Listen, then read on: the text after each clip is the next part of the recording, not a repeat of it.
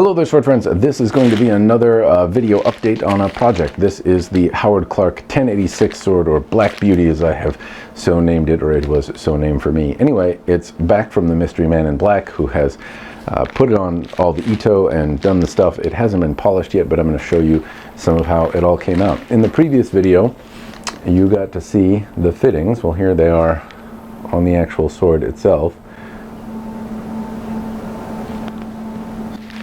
Now, the Ito itself is something that I like. I'm not terribly enthusiastic about because the mystery man in black said it would not tighten super well.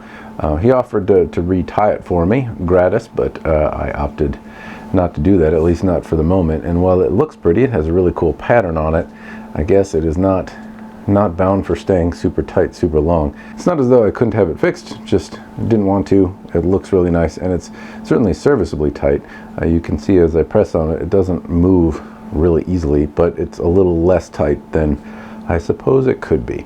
Anyway, you can also note there's black semigawa underneath here, as you would expect for Black Beauty. There are the little shirodome, and they're all not shirodome, mitsudomo, swirly mitsudomes. The Suba, really everything came out quite nice.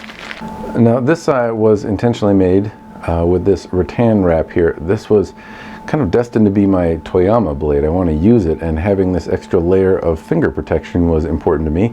I'm not very good in martial arts, as you have probably noticed, and so I don't want to cut my fingers off. As I draw a sharp blade and try to do it, you know, in the spirit of the martial arts, I don't want to cut my fingers off. So as I draw this blade, this rattan offers an additional layer of protection to my tootsies. So that's nice.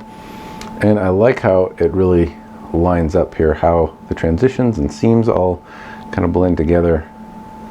Really, really well done. Now this, in contrast to, say, a different one, this is the perk of having a Fuchi line up with the blade that you're buying, getting it measured and getting something that's the right size so that all of these transitions can line up and look as good as they do.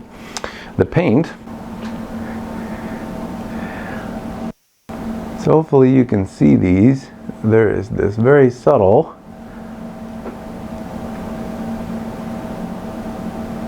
pattern or kind of texture underneath the gloss, and you can see these swirly mitsudomes buried underneath it. Now you have to have the right light, or something as bright as the sun, as is this case.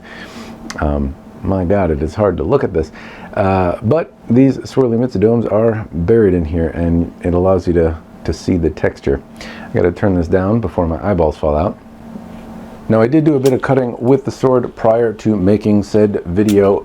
It didn't cut terribly well. Wasn't overly impressed, namely because it hasn't been sharpened. It's not polished. It needs to have that step done before it's finished. But before diminishing the polish, in case I want to sell it, which I don't know if I'm going to do or not, but probably not, I wanted to do a little bit of cutting with it, and I did. And it moves really well.